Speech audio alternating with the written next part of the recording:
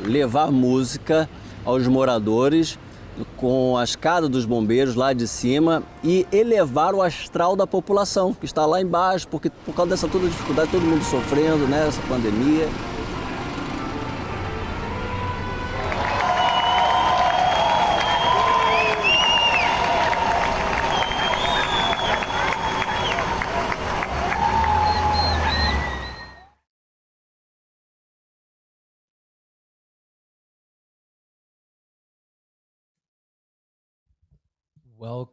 Welcome, hello, and welcome back to Live on Lockdown. This is season 1, episode 8.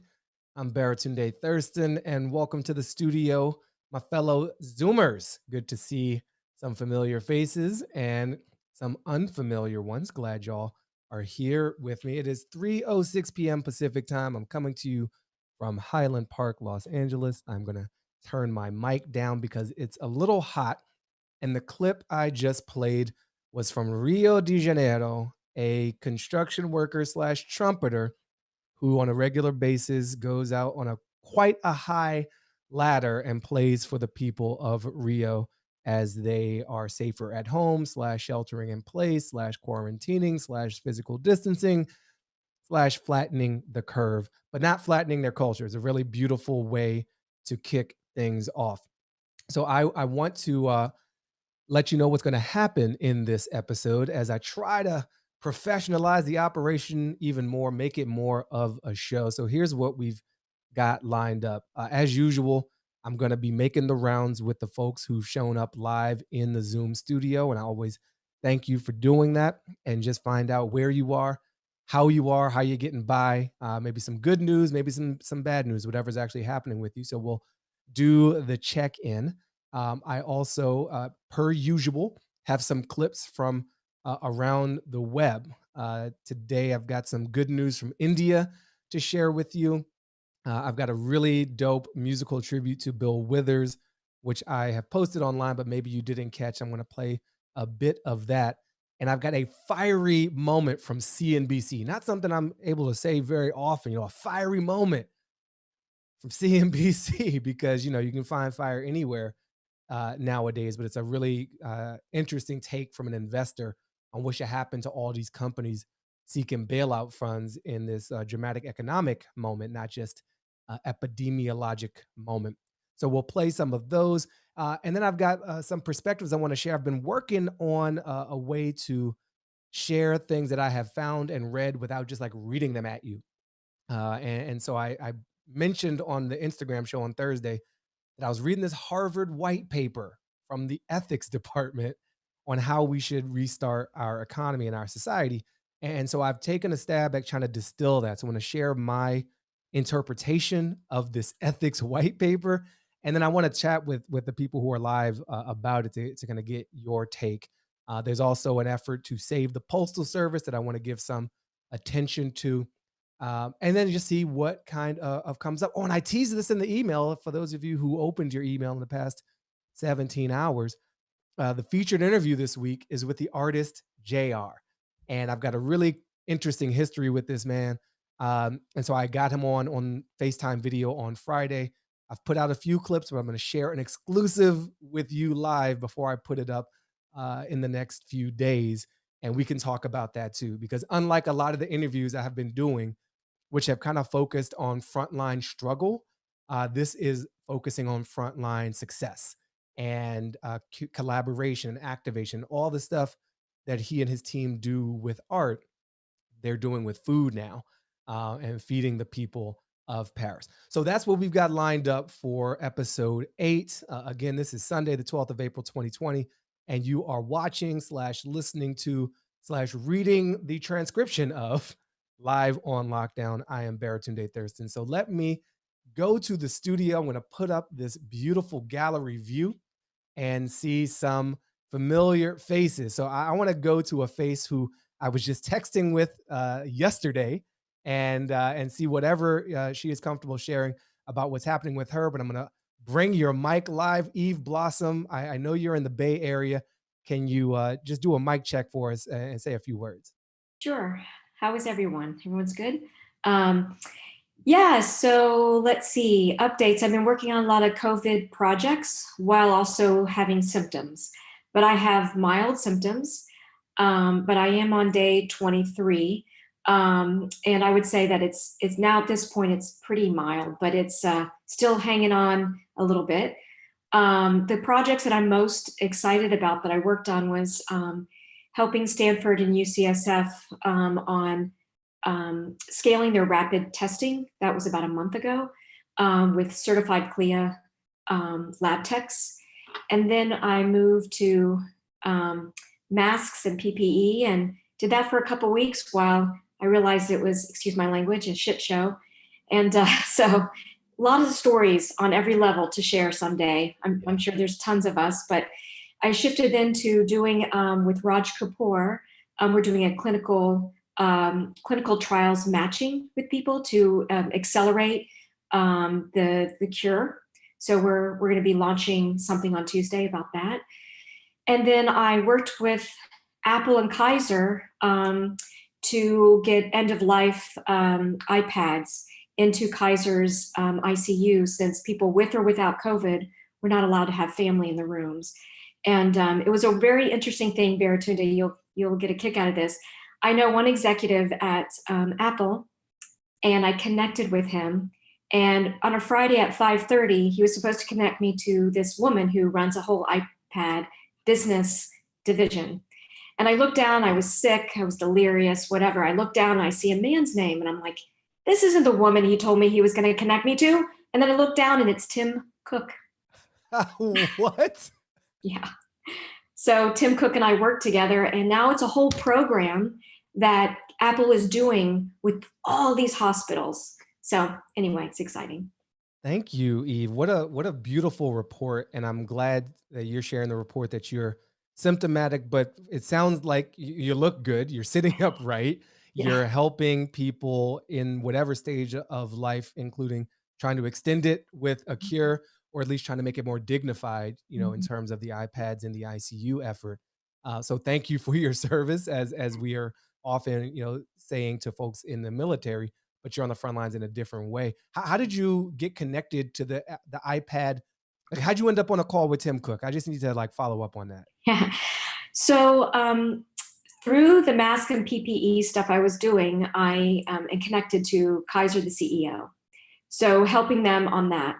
And then I got in a conversation with one of the women who's on his team about how I became a death doula this year because my mom and father died in the last year. So I'm a certified death doula. And it just was breaking my heart to hear people not, I mean, I got to hold my mother's hand and, be there with her, and same with my father. So it was like really breaking my heart thinking that these people are alone, scared, not a great situation. Yeah. And also you can extend life because sometimes when you're connected to your loved ones, it can give you that extra thing to try to pull through and to fight if possible, of Right. course. But anyway, so that's how that happened. We started working on it. And like I said, I go to TED, and I knew one executive from when I went to TED for the 7 years, and he connected me to Tim. And Tim is just all over everything. I mean, if I'm impressed by any Fortune 500, I mean, there's lots of them, but I think Apple is just doing everything.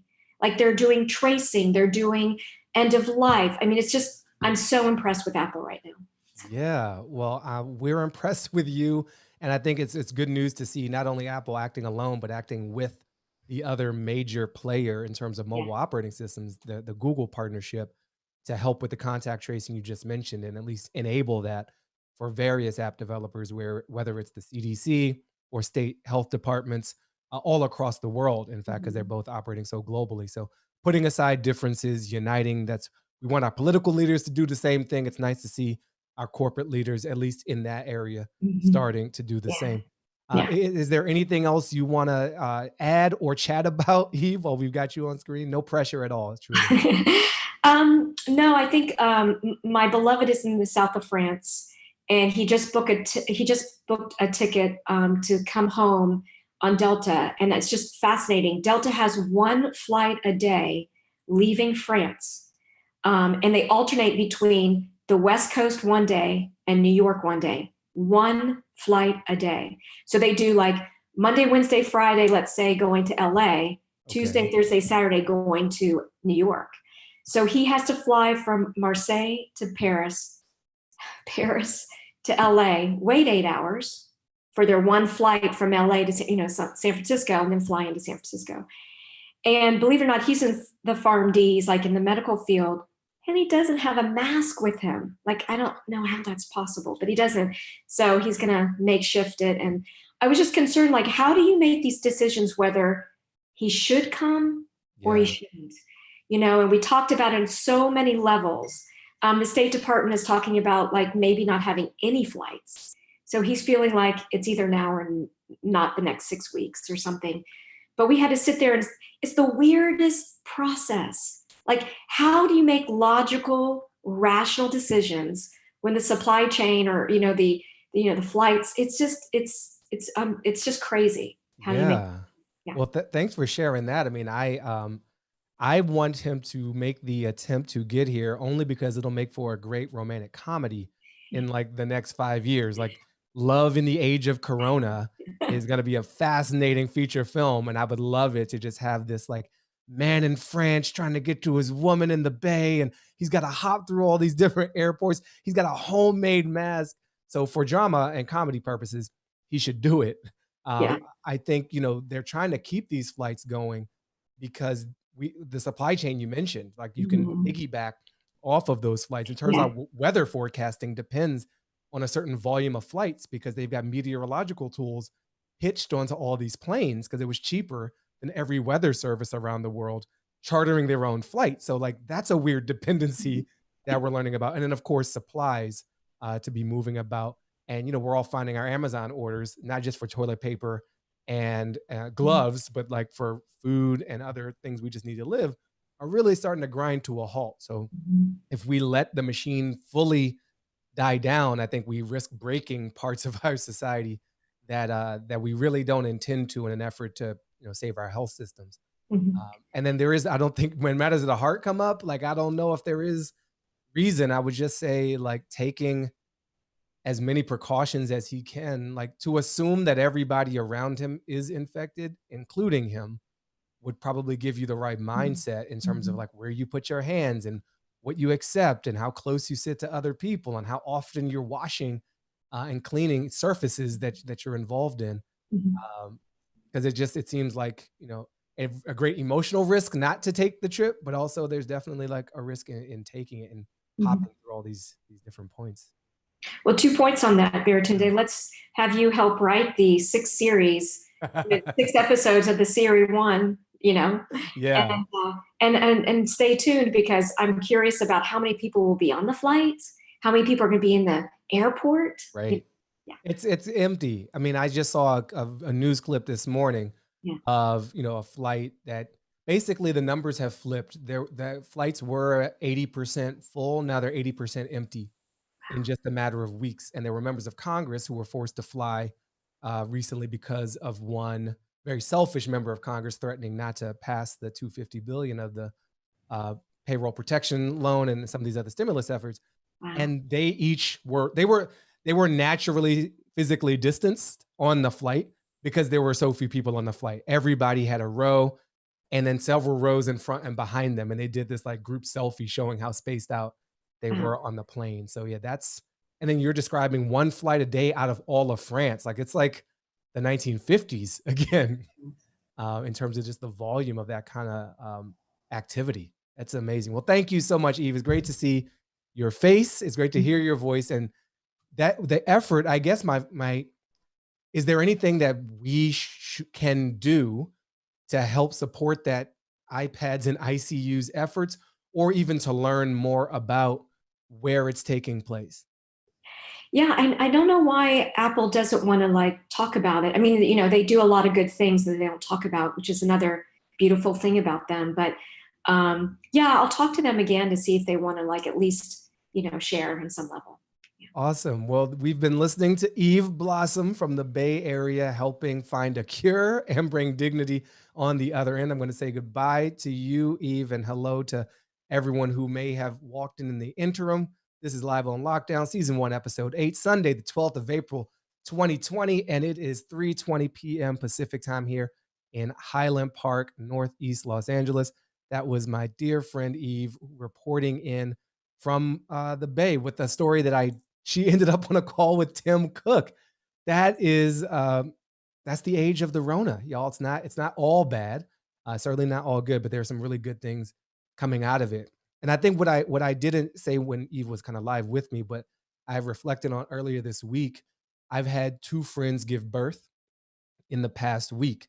One with a really beautiful at home birth story. She opted out of the hospital system at the last minute and turned out great. Another with a really horrifying and traumatic in hospital birth experience because there was no option for an at home C section. And both these babies are doing great. The mamas are going to be fine, but like there was definitely a lot of drama and trauma involved in the in hospital experience and the level of lockdown within maternity wards because the staffing levels are so taxed because this virus is in the hallways and everywhere. And because people are sharing PPE across multiple patients because the supplies are so low, it means that birth is a very lonely process. And it means there's even a level of isolation between a mother and her child and her newborn for the act of breastfeeding. I hadn't really realized this, but until they know the status of the mother, they don't want the mother breathing on the child. And so the mom is in at least a surgical mask or whatever can be spared and is asked not to look at your child as you breastfeed so that you don't exhale on the child. So you have this very disconnected first moments, literally the first moments of life, and you're with your mother, but you're not really with her, and she's not able to orient the position of the baby on her breast, which leads to some more challenges. And then on the other end, as Eve was describing to us, this idea of like dying alone, even if you're next to a bunch of people. And so folks in the ER taking on the extra job, not just to try to make you comfortable, but to try to connect to your family and tell them how you're doing or that you're not doing so well or that you've passed. And so there's a lot of cell phone calls and FaceTime and other video chats coming from strangers to loved ones because that direct connection wasn't made. So iPads and ICUs, long way back to Eve's contribution. I am looking out among the audience. And for those of you, if you don't have your camera on, flip it on so I can see your face. If you do, I think I'd like to return to the southeast of the U.S. I want to check back in with our stranded American. I know he's got some loved animals down in Mexico. Ron Felton, you're in Florida, as I recall. How are you doing, Ron? We're doing okay, Baratunde. Yeah. We feel fortunate. My wife and I have now been here 31 days, I think 32. Last night we watched the movie Groundhog Day because that's the way we feel. Every morning seems to be the same thing. What are we going to do today? And not much. We're staying in touch with our friends and neighbors in Mexico. We have a Zoom meeting once a week on Fridays with the neighborhood to find out how everyone's doing there and what's going on in the city. And to what Eve said was important because we spend a lot of time talking about when would we make our escape to go back. Yeah. When would be a good time to see if we could get a flight and go back there? And I'm thinking it's going to be at least a month because they're on a different, but the curve is quite different down in Mexico right now, and they're behind us significantly. So I suspect it'll be maybe June or July before we can think about going back. So we're taking it day by day and trying to keep ourselves busy, occupied. We take a walk every morning for an hour, and then we come back in the house and hunker down. So in terms of keeping things interesting in your 31 days of quarantine life, you have this walk every day. What else are you doing to stay not totally annoyed with one another, to stay not totally bored in your current situation? It's true, because we're in a small apartment here, so we're pretty close. My wife's a painter. She's an artist, and so she's in the living room with her watercolors, painting or reading. I have noise canceling headphones, not on now, but I have those. I listen to music. I've been particularly listening to John Prine of late, for obvious reasons. And we listen to our music, we cook, we read podcasts. I'm addicted to podcasts. So I have, my iPhone is filled with podcasts to listen to all day. And so somehow the days go by and we're not killing each other. That's good. And what's the situation like in Florida? I know there was, DeSantis was a bit later than other governors in terms of making reasonable public health choices. How is that landing sort of inside the state? How is the response in your view, and what's the reporting on it been like? I mean, it's funny because I'm isolated and we're in this apartment and we go around the neighborhood, so you don't have a real sense of everything that's happening. Things seem to be under control. If you saw what happened at the federal level, the federal government left it up to governors to make decisions and decide what they were or were not going to do. Not a good idea, but that's what happened. Take that to the Florida level, it's exactly what happened here. The governor did not come up with a plan for the state. He was very late. So basically, city and county government had to take over and decide what they were going to do. And I think Miami and Miami-Dade County got ahead of it and did lock down. I don't want to call it orders because really, what can you enforce? But things were taken much more seriously here in South Florida than they were by the state. So mayors took charge. Yeah. And I think it's just exactly what happened with the federal level in the states happened with the state and the local municipalities. And so what I can see, we're okay. I looked at the map that Rachel Maddow on Friday on her show gave a link to a wonderful map of the United States that really you can drill down into counties. I don't have it in front of me, but it's excellent. I recommend looking at her Friday show. It was amazing. And we're still a red zone here, and we still have a lot of cases. And so I think it's going to be a while before it levels off. Well, thank you, Ron. I'm going to pull up that map right now. I think I just was able to find it. If I get better at interneting while producing. So it's the covid19.topos.com. Great. And they describe it as a multi-dimensional view of COVID-19's impact. And you can kind of look at how it's hitting second home destination communities versus total confirmed cases or cases per capita. So those are kind of the high level insights. And then they have this explorer function, which is probably what she showed. And that's that red zone in the southeast, right in the kind of the heel of Florida. Obviously the New York, which is well beyond New York City. It's kind of the entire mid-Atlantic, lower New England region. Seattle was one of the first places. And oh, look, Southern California, right where we're broadcasting from. And New Orleans, and then there's a little less reporting about some of these spots in Texas, in Arizona. I haven't seen that on the news, but that's where you can start to see some of what's happening here. And you can look at it by age, by health stats, type of buildings, income. So yeah, this is quite a tool. I wonder who put this, who topos.com is. I'm not sure, but thank you, Ron, for pointing this out. I'm not going to real time keep talking about that, but I will let you go and wish you well in your decisions on when and how to get back to Mexico, and in the urgent act of not staying bored or going after your partner and vice versa. I know how that can be. My fiance and I are just like, hey, why don't you take the north wing today, and I'll take the south wing. Maybe we'll start staggering our meals. Even and like, you FaceTime with your friends, I'll FaceTime with my friends. We'll kind of check in a bit later. So yeah, good to hear back from you, Ron. Thank you so much.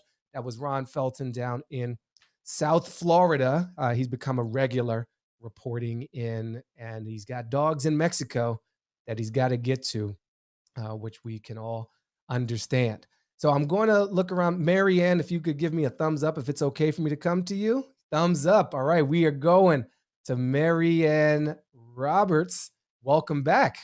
Thank you. Where are you? And give us a bit of an update. I live in Lincoln, Vermont. Bernie country. Bernie country. Oh, can we have a moment of silence? Pour a little something out for T.O. Bernie, who officially left the race and left a lot of young people and not so young people a little less hopeful about the path this country will be on. So how are you, Marianne? I'm doing pretty well. I have to admit, I've becoming very reliant on Zoom for many parts of my life. So I've got some good connections with Zoom. My dance teacher gives our little dance class on Zoom, and she sent us a video so we could do it at home. And I have a meditation group on Zoom, and I actually took a class on Zoom so that I now know how to play videos on Zoom and with the sound, things like that. And it was interesting when I saw the map. Vermont was on the map, and there was one little red dot, which is Chittenden County, where I don't live. But I feel like people have been. It's just very surreal, this life that we're living right now. I feel very fortunate. I'm retired, so for me, the change wasn't as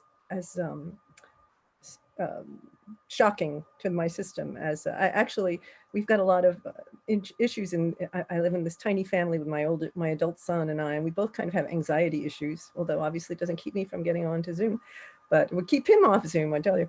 And it's, so like it's just kind of interesting. Like now getting out was like a big deal, and now I have to stay in. It's like, oh. But I feel like people are dealing with things that was one of the things. They've had a couple of town meetings we have an amazing, in Vermont, we have Bernie, Pat Leahy, and Peter Welch in the House, who are very progressive sort of folk. And we have a Republican governor, but he has been right with it, using the advice of doctors. We have, we've been having, required to stay in businesses, only essential businesses and all that. He just extended the period till May 15th. And I feel like he's really taking the safety of the state. It's interesting. It's like, it's not, partisanship isn't the deal here in this state, which is really good. And things are good. Good. Well, I just miss singing. I used to sing in choirs, and virtual singing does not work. That's the only complaint. Is it because of the lag? Exactly. You can't sing and you can't be in concert with another. I hear other people's voices. I feel like there's got to be a technology I loved your solution lean on me. I did listen to that. That was so wonderful. Oh, good. Well, that's gonna be the outro for the show today. So I'll play out that'll be the song that plays us out, as they say in the business. But I've been thinking about this chorus thing. So a couple of notes. We have a chat room running in the studio, and I dropped the link to the Topos site. We got respect to Bernie from Rebecca to everyone. Hello to all from my uncle Dana in DC. And Eve has a correction. She had an email connect with Tim Cook, not a phone call. So appreciate that. If I put that clip out, I'll make sure to cover that up with at least the correct subtitle and in the caption, because that's such a positive news. I'm tired of just publishing dire straits. So yeah, that's so the singing thing. I'm just wondering, is there not a service that can kind of normalize the lag between different participants on the level of broadband? I knew of something that came out of BetaWorks in New York years ago that was made for like remote collaboration of musicians so that they could have recording sessions and it would all be synced up on the server. And it would just intelligently let you remote jam. So I'm going to try to find that, and I'll just make a note, try to get Mary and in singing remotely again. Okay, so now that's in the chat. I always look at the chat logs after, so it's kind of serve as a note. My choral director would just love you if you could figure that out. No pressure. Oh boy. No pressure. Thank you. Thank you so much, and thank you for checking in. I'm glad that you're doing well. I'm also glad to hear of a Republican governor. We've heard this story out of Ohio as well. I think Mike DeWine is his name, who's acting with his constituents, in focus and kind of making things good. I don't know, it's not the most eloquent way of saying it, but I'm so used to hearing stories of elected Republicans not putting the people first and kind of these shenanigans, especially at the Washington level. So it's nice to know there are some Republican executives. Vermont had Jim Jeffords. I think that the kind of enlightened Republicans are not totally extinct. Yeah. Well, yeah, Charlie Baker in Massachusetts as well. Actually, there's a piece I read or heard or watched. I don't even know what medium I'm like getting information into my brain anymore. It's all just a pile of media, but it was explaining how different Republican governors were responding. And you could predict their response based on how red the state was, of course, but also based on their level of experience and their level of sort of attachment to Trump and dependency on Trump. And essentially, the more junior, the more rural reliance, the more red, and the more sycophantic they were to Trump, the weaker their public health response would be. And so they looked at Charlie Baker and they looked at Ohio's governor, and these were both very established. You know, they didn't need Trump to get elected. They're not like riding his coattails, and they've got a more blend of urban, rural, suburban mix in terms of who their base is. So they basically acted better than those who were just waiting for the president to kind of give them permission to do the right thing, as is in the case in Florida and Mississippi and a lot of the southeastern Bible Belt kind of states. Could I actually? There's one other thing that happened to me this week. Yeah, I've signed up for a class with the organization World Beyond War, and I'm all excited about that.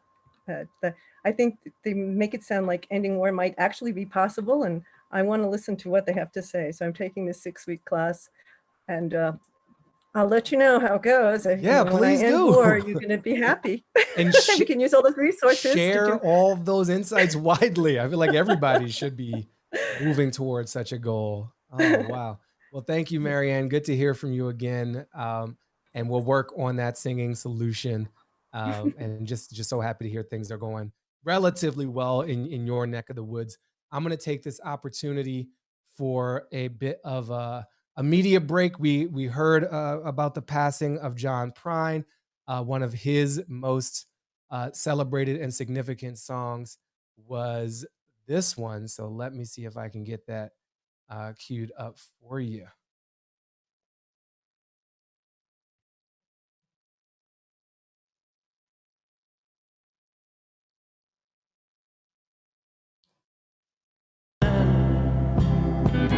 Named after my mother, my old man is another child that's grown old. If dreams were lightning, thunder were desire, this old house would have burnt down a long time ago. Make me an angel that flies from Montgomery. Make me a poster of an old rodeo. Just give me one thing that I can hold on to believe in this living is just a hard way to go. So that was just a taste, just a clip from John Prine, Angel from Montgomery. Classic tune from a classy man who we sadly lost just this past week. And we're going to lose more folks personally and professionally, sort of on a celebrity status. Also, just to let you into the transparency of the moment right now, my room is too hot, so I'm going to turn the heater off. I'll be right back. Woo! All right, good thing I'm wearing this tropical themed shirt. I've been deciding to dress up and just go through my whole closet and put real clothes on. I got tired of the leisure suit, Larry sweatpants kind of vibe, and I'm going to be like a grown-up again. And so I've got not only this fly shirt, but check out the pants. That's right, hot red pants for this red hot moment. So I want to share something different now, and this is going to sound nerdy, but this is the experiment. All right, so a friend of mine, actually in Seattle, which was in the first wave of this pandemic, shared this with me, and she's like, "Yo, you got to read this white paper." And I was like, "No one's really said that to me ever. I've never just gotten a like, yo, you got to check out this white paper." But here it is. It's from the Edmund J. Safra Center for Ethics at Harvard University. The title is "When Can We Go Out?" evaluating policy paradigms for responding to the COVID-19 threat. In other words, hotness, just dripping with like pizzazz and energy. So I tore into this because who wouldn't?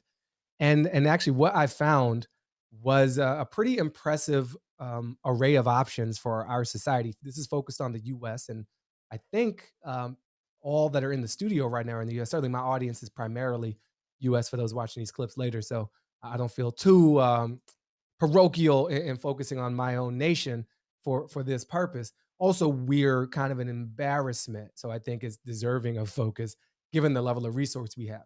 So the point of this paper is to recommend a course of action for like post-pandemic, and the paper has kind of a number of options it tries to achieve. The first is explain how we got here, which is pretty relevant.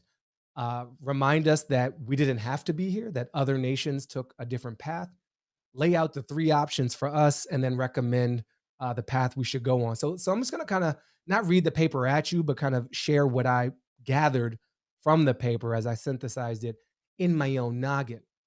So the first thing to understand that I wasn't clear on, and I read a lot and I listen to all the podcasts and I just like bathe in like informative YouTube videos. And I don't even get hit with Nazis when like my YouTube is pretty Nazi free. I have a high quality YouTube experience with like PBS news clips and other credible media sources. So the headline on the first part is the U.S. prepared for the wrong thing. And we've heard, even as we shame the current president, and he took the pandemic playbook, and discarded it. And President George W. Bush had a moment last week where we weren't just talking about how nice his paintings were, but how like maybe he didn't ruin everything as president and did some good things. And he had this really famous quote about pandemic preparation. But all of the US pandemic prep is actually premised on influenza. And that doesn't really help us with a coronavirus. And so I quote from the paper, ever since the SARS coronavirus epidemic of 2003, the federal government in the United States has focused on preparing for an influenza pandemic.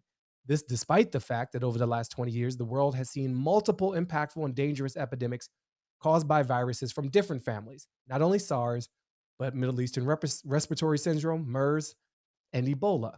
This is akin to having missed the emergence of Al-Qaeda in advance of the September 11th terrorist attacks. So we're focused on the wrong enemy. And the differences between what we're facing now and what we were preparing for are key, right? This is more deadly than the flus that we were preparing for. It has a higher infection rate for the nerds out there, like the R, sort of the R naught number is higher for this than it is for flu. It is not seasonal, so far as we can tell. In Australia, it's moving just as it has in the northern hemisphere, and we don't have a vaccine. And so for influenza, we've got better statuses on all those dynamics than we do for this. So the paper kind of concludes in terms of our poor preparation.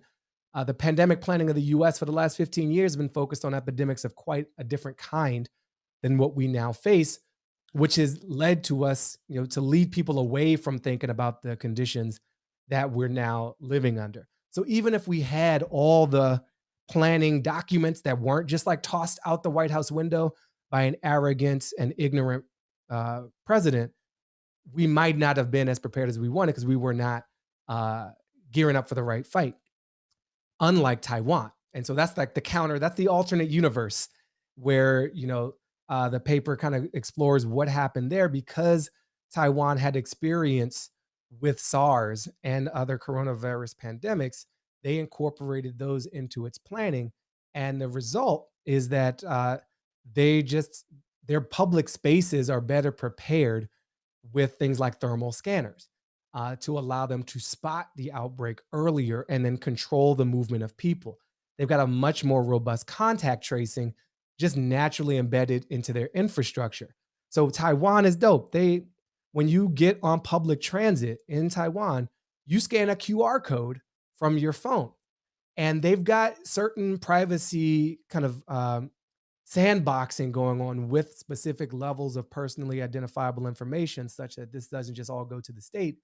But what it means is they are quickly able to say, if someone gets a positive test, and they also have a robust testing infrastructure, let's backtrack. Okay, during this period, they were on these 3 different subway cars, alert all the people who were on those subway cars.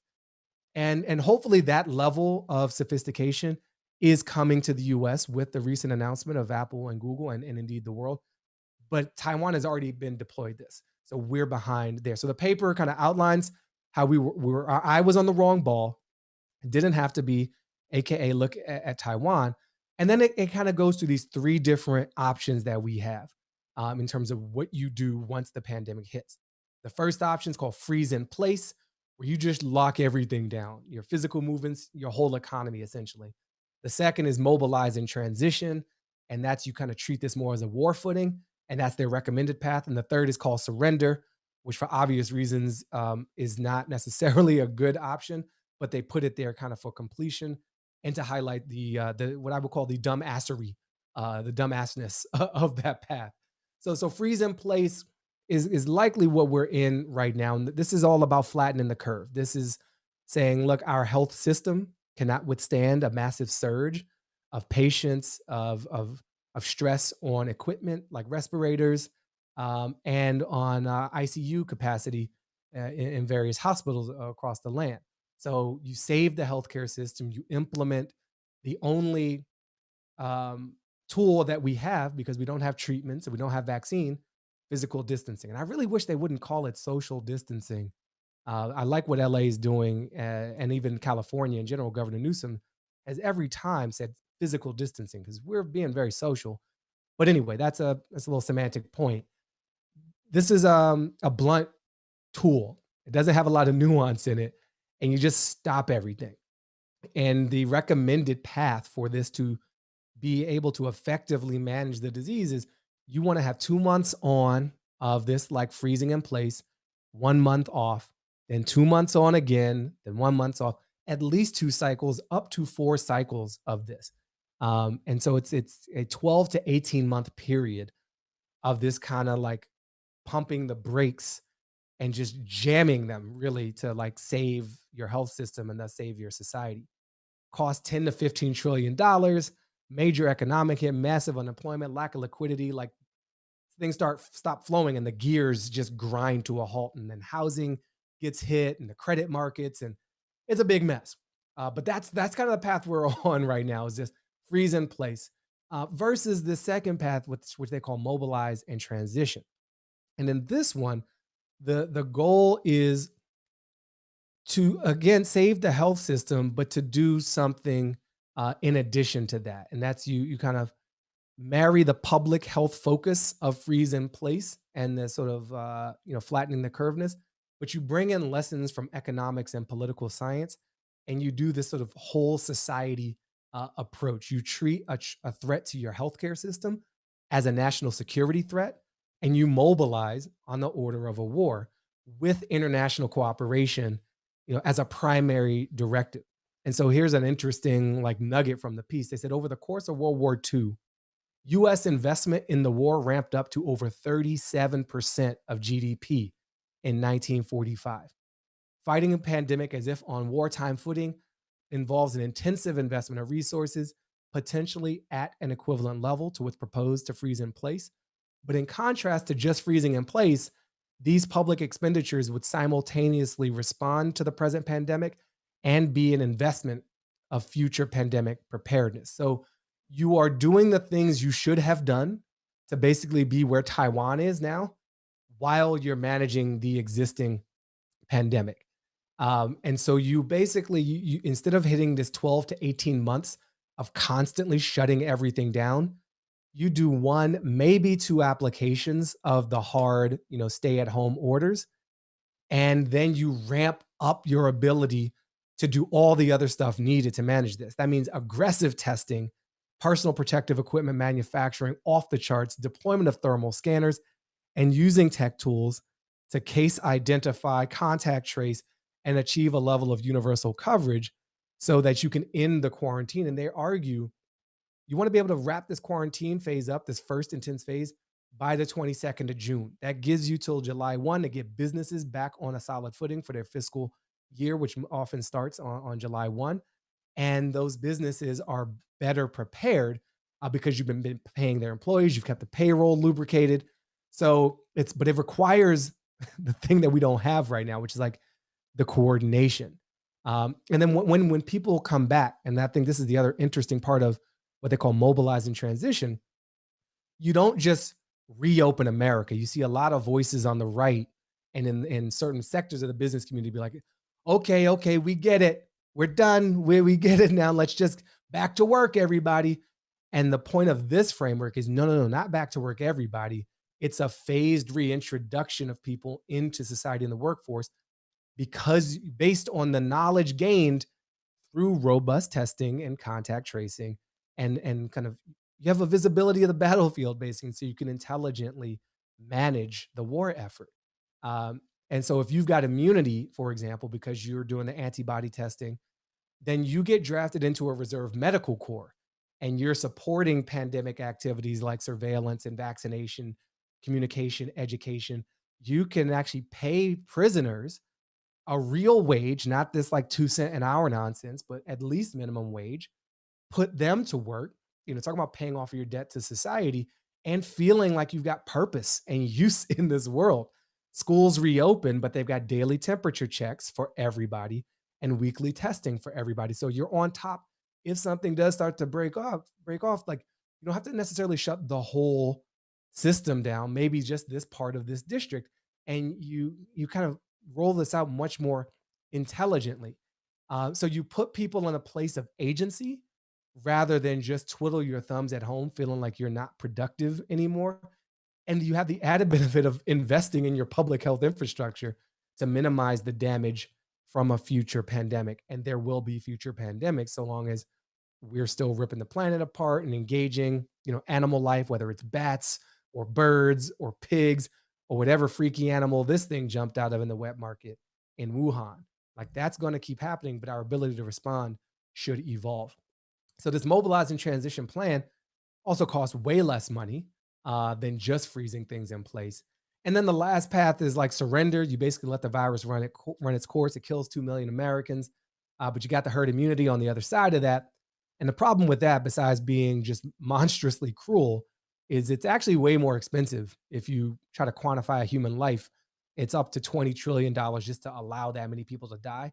So if you're focused just on like an Excel spreadsheet version, surrender is a losing proposition. But what I really love about this paper, this is coming from an ethical framework, not a financial or utilitarian framework. It comes back to like, what is the purpose of government? And like, why do we even have society to begin with?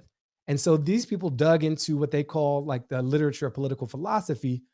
And they said the purpose of government, and so these political institutions we've created, is to ensure basic rights to physical security, to emergency healthcare, to protection from predation, and the safety of personal property, as well as the social capacity to feed ourselves and educate our children, or what the Declaration of Independence, remember that old thing, calls the pursuit of happiness. So any government that intentionally ceases efforts to protect such basic rights for any one of us has abandoned the basis of its legitimacy. And as in the norms of just war theory, the goal is to secure our society as a whole, accepting only such loss of life as is necessary as part of seeking to protect the underpinnings of well-being for all. A decision to allow 2 million fellow Americans to die without making an effort to fend off the threat is not only morally unconscionable, but would also mean that our political institutions had failed the fundamental purpose for which they were designed. In this sense, this paradigm will be a surrender. And so I think just reading that out loud, I feel like the US is struggling amongst these three. We are largely in the freeze in place mode, but for many populations in this country, we're actually surrendering. You see it in the stories that emerged this week in terms of the disproportionate impact of this on poor folks and people of color. What's happening in the indigenous communities who were literally abandoned in terms of where stimulus dollars land, left out on their reservations to fend for themselves. What's happening in our prisons, what's happening with homeless populations. We're just like, and then in nursing homes, there are all these different pockets where we actually have surrendered. and where the government, it's the great failure of what the president has done, in this case, not done, his inaction falls into the line of delegitimizing the entire government, because the entire government is saying from a federal level, fend for yourself, governor, county commissioner, mayor, school principal, you do you. And that abdication is anathema to the whole purpose of having a United States of America. Like, if you're not going to do the basic common defense thing, then what purpose do you serve? And that's why you got Governor Gavin Newsom out here talking about California as a nation state, being very unsubtle about that language. And so you're getting to some real tension on a sort of secessionist kind of theme where, if the federal government's not going to be legit, not going to look out and allow us to pursue happiness, we're going to seek that some other way. But it doesn't have to be that way.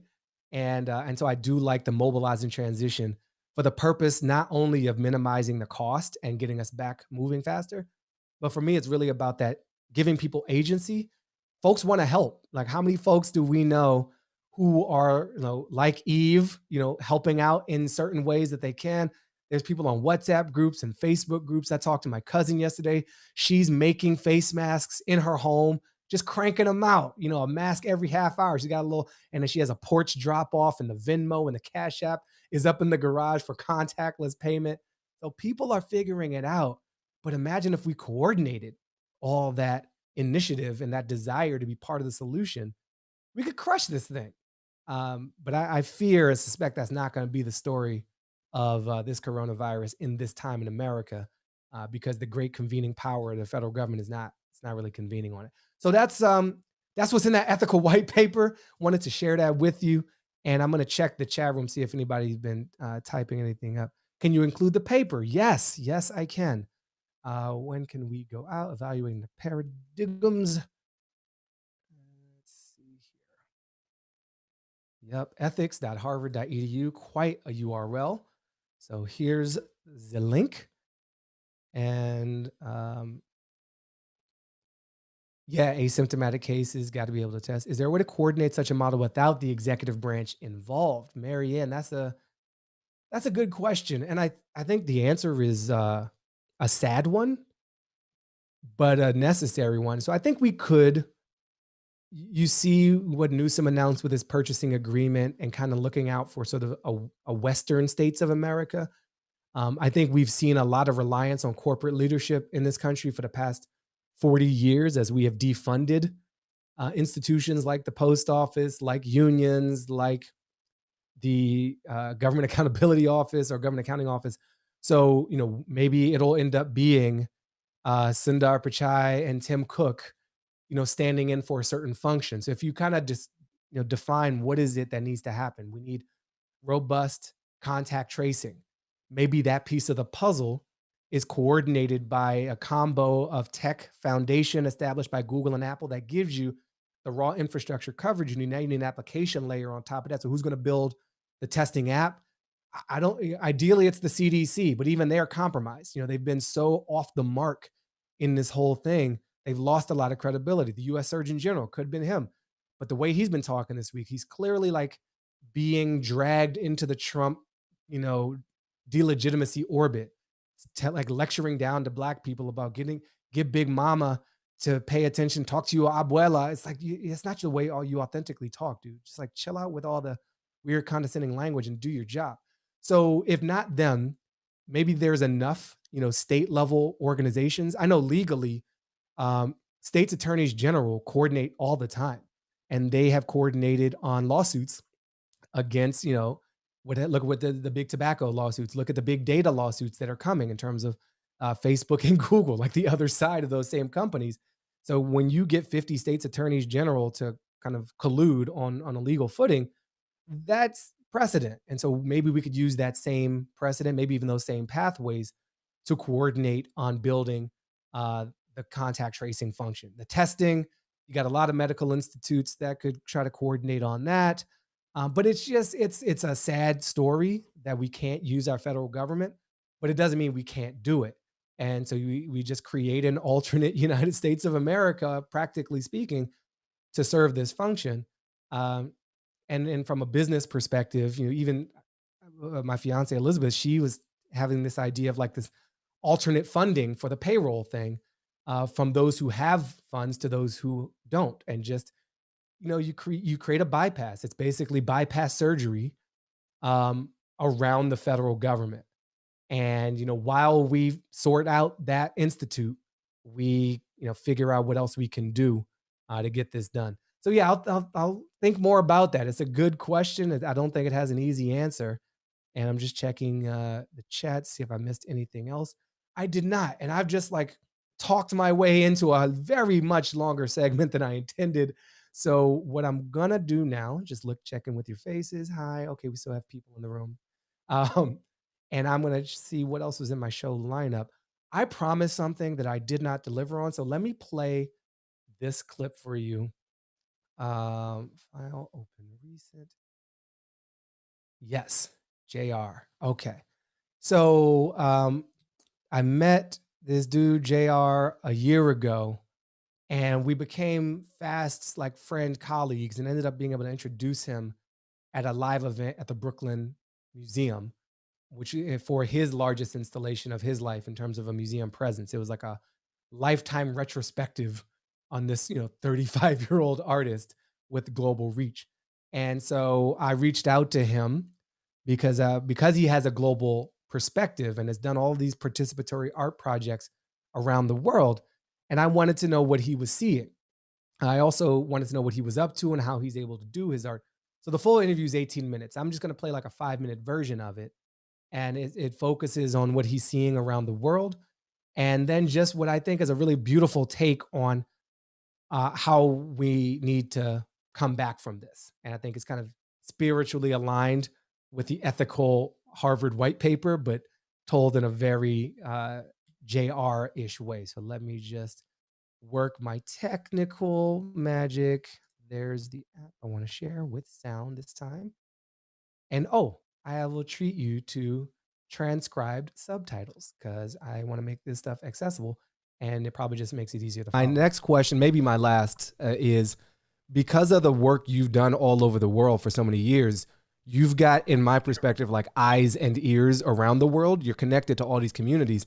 What are you seeing or hearing from your colleagues in Brazil, in Southeast Asia, and various nations in Africa and Latin America, in the prisons that you've been working in most recently? Can you give any kind of an update based on your connection to all these spots around the world? Yeah, I mean, Brazil, we have the school since 10 years. We've created 2 crowdfunding, and they've been very successful. And the kids there just took the money, went and bought goods, made bags, and delivered a bag of food and toilet paper and other stuff to every single house in the favela. I was pretty amazed because when they asked me, it's small amount there, but those amounts goes a long way. Yeah. And I was just looking at videos today. Literally, the money they raised last week, they were already like having trucks of, and then they deliver it to the favela. So they haven't seen the big splash of it. They're all very scared. They're all getting ready. It's very difficult in the favela to respect it. Where I deliver food right now in the suburbs of Paris, in the projects, of course, everyone's outside and the kids are around. It's tough. I mean, people know, but people often don't have the choice. So it's really tough for them, and it's tough also for the police who's trying to tell everyone to stay home. So I'm seeing the situation here, but I'm imagining how in a favela it's such another context, and those countries like India and other will get hit really hard. I spoke to my friends in prison also. Most of them stay in cells. They don't want to go out. They don't take the risk to go to the yard. But they say a lot of them do. But definitely the virus is there. It's close. It's really hard to communicate. So I only had those few infos, which was from 5 days ago, and they were staying in their cells, and I'm waiting. I've sent them letters, but it takes always a little while to come back. But it's really uncertain time for them there too, and we have the same problem in France too. So all those places are about to explode too, because there's lots of cases in jails, and what can you do about it? It spreads so fast. Yeah. Is there anything else you want to add, talk about, share with people? It's kind of my open door for you? Look, you know, right now in Paris, I have to say, with the beautiful sun, the good days, it's really strange to see such a beautiful city with a beautiful sun and just empty. It's really strange, you know. It's just driving through like an empty town like that. I never thought I would see it like this. Um, and seeing everyone at home, I'm sure it's the same in the US. Everyone claps their hand at 8 o'clock by their window. Um, you feel how people are in an emergency to feel the presence of each other. We clap for them, we clap for ourselves also. We clap to stay alive. We clap to feel the clap of the other. Like when we go to the theater and we hear the laugh of the other, then we feel as one. We'll always need to feel as one, and we might have to live through some time through screens like that, through masks. But we'll have to come back from this because as the human species, that's who we are. You know, we need this as part of our essential element to survive. So I do whatever I can in my work, in the field I do, to keep that. Like when I organize tastings and stuff like that. Because I believe that, you know, we can't live just through screens. They create too much depression, and through times like that, it would be amazing because conversation like that can happen. You know, words can get out. I see my students getting so many like classes and stuff, and even more than if the teachers and the guests would have to come to the school. Yeah. There's more because they just have to do it from home, so it's way easier. But I want to go back to the old school way after, and I hope we can. Yeah, well, I hope so too. How do people learn more about or support the Refectorio or your school efforts or anything else you want us to know about? So very simple. On my Instagram at JR, I post about all those stuff, and I just started a YouTube page, youtube.com/JR, and I'm gonna do the first live tomorrow. This one is gonna be in French, but all the next one are gonna be in English with lots of amazing directors and actors from the US that you know really well that will come and give a class to the students, and everyone will be able to listen. So bear with me. It's my first time on those YouTube channels. I called the young kid from Spain who's like the biggest star on this, and I say, help me. He's like, all right, amigo, let me think. You need to do this, you need to do that. Yeah. I was like, oh my God. But you know, I get there. Well, thank you for making time to talk to me. These words are going to be heard and seen around the world. And it's a really beautiful message. And thank you for what you're doing in terms of turning waste into generosity and finding ways to stay connected. Your work is so connective and all of it. So yeah, that was the artist known as JR. And what I was alluding to in terms of turning waste into generosity, that longer clip is already up on Instagram. And you can always find all of these clips at baratunde.com/live in full with transcription, hosted on Vimeo. But he had started a restaurant some years ago to feed the hungry of Paris, but a really high class restaurant. Like, why should people without resources have garbage food thrown at them for free? And so instead, he worked with some of the finest chefs in France, actually an Italian chef, Mario. I forgot his last name with a B, but he it's a 3-star restaurant. So they worked with the city to reopen the restaurant, well, the kitchen of the restaurant, and their goal is to serve 5,000 meals a day. They already passed 1,000. They've coordinated with 12 other restaurants in the city. They've got pickup truck couriers. They're working with the farmers, who otherwise would be wasting food. And we're hearing that story here in the U.S. Because the supply chain's broken. We normally spend a lot on restaurants, so farmers have restaurant relationships. That's where they're used to sending them. But restaurants are now becoming kind of grocery stores. So anyway, in that transition, now he's working in Paris to do something really beautiful and feed people amazing food. And again, folks want to be useful, feel that sense of purpose. That is a version of mobilizing and transitioning that we are seeing in smaller parts in different ways in this country. So to play us out, as promised, I am going to play this track. This was the Bill Withers' Lean on Me. I was recruited to help this effort by an organization called Avaaz, AVAAZ, and they're a global civil society, so the civic participation org. They have 50 million members, which is a ton. And they coordinated this global sing-along to Lean On Me, featuring, very briefly, yours truly. So thank you for tuning in. This has been episode 8, season 1, live on lockdown. Enjoy this bit of magic.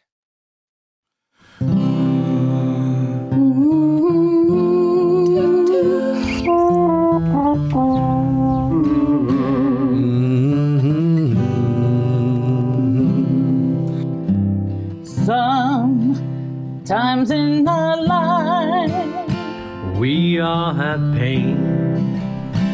we all have sorrow. But if we are wise, we know that there's always tomorrow. Lean on me when you're not strong. I'll be your friend. I'll help you carry on, for it won't be long till I'm gonna need somebody to lean on. Please swallow your pride. If I have things you need to borrow, for no one can feel those of your needs that you won't let show. You just call on me, brother, when you need a hand. We all need somebody to lean on. I just might have a problem. That you'll understand. We all need somebody to lean on. Lean on me when you're not strong. I'll be your friend. I'll help you carry on. Oh, it won't be long till I'm gonna need somebody to lean on. You just call on me, brother, when you need a hand. We all need somebody to lean on.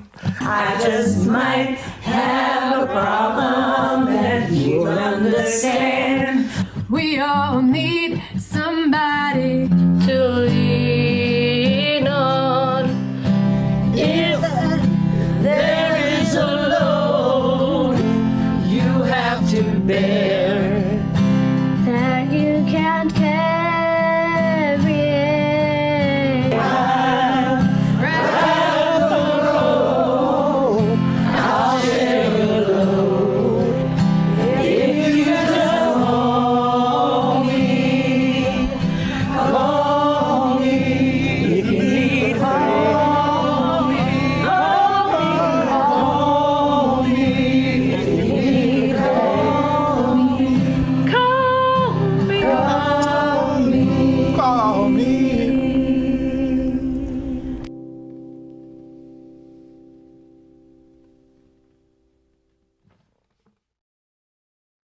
And that is a fitting closing message. You are not alone. We are in this together.